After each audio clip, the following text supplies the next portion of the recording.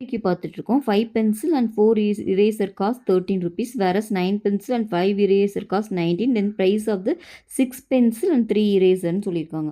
So இப்போ இதில் நம்ம வந்து காஸ்ட் ப்ரைஸ் வந்து எல்லாத்துக்கும் நான் அதோட காஸ்ட் ப்ரைஸை பென்சிலோட காஸ்ட் ப்ரைஸ் பீனே எடுத்துக்கிறேன், இரேசரோட காஸ்ட் ப்ரைஸ் ஈனே எடுத்துக்கிறேன். அப்புறம் கிவன் டேட்டா எழுதிக்கலாமா? 5 pencil ப்ளஸ் 4 eraser இதோட காஸ்ட் ப்ரைஸ் எவ்வளோன்னு கொடுத்துருக்காங்கன்னு பார்த்தீங்கன்னா 13 rupees.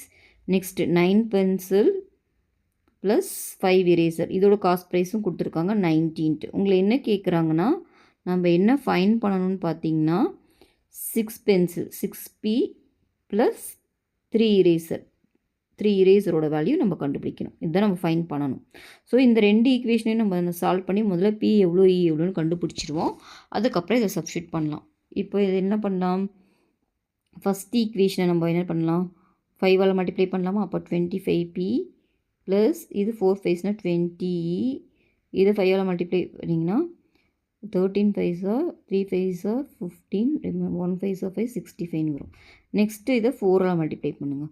4 9 36p, இதை பண்ணிங்கன்னா 20e, இதை பண்ணிங்கன்னா 9 4 36 3 1 4 76ன்னு வரும். இப்போ இது சால்வ் பண்ணலாம்.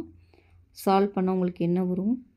6ல் 1 போச்சுன்னா மைனஸ் இதில் 1 1 11pன்னு வரும். இங்கே பார்த்தீங்கன்னா 1 1. அப்போ பியோட வேல்யூ பார்த்தீங்கன்னா 1ன்னு வருது. ஓகேவா? -11. இப்போ பி வந்து பார்த்தீங்கன்னா 1ன்னு வருது. பி 1ன்னு போட்டிங்கன்னா ஈயோட வேல்யூ ஃபைன் பண்ணிடலாம். பி 1ன்னு போட்டிங்கன்னா ஈயோட வேல்யூ என்ன? 4e is equal to 13 minus 5ன்னு வருமா? அப்போது 13ல் 5 போச்சுன்னா உங்களுக்கு இது எவ்வளோ வரும்? 8ன்னு வரும். அப்போ ஈயோட வேல்யூ பார்த்தீங்கன்னா 2. ஸோ பியும் ஃபைன் பண்ணிட்டோம், இயும் ஃபைன் பண்ணிட்டோம். சப்ஸ்டியூட் பண்ணிங்கன்னா உங்களுக்கு எவ்வளோ வரும்? பியோட வேல்யூ 1, இயோட வேல்யூ 2, 3 × 2. இப்போ 6 1s 6, இது 3 2s 6. அப்போ 6 + 6 12ன்னு வரும்.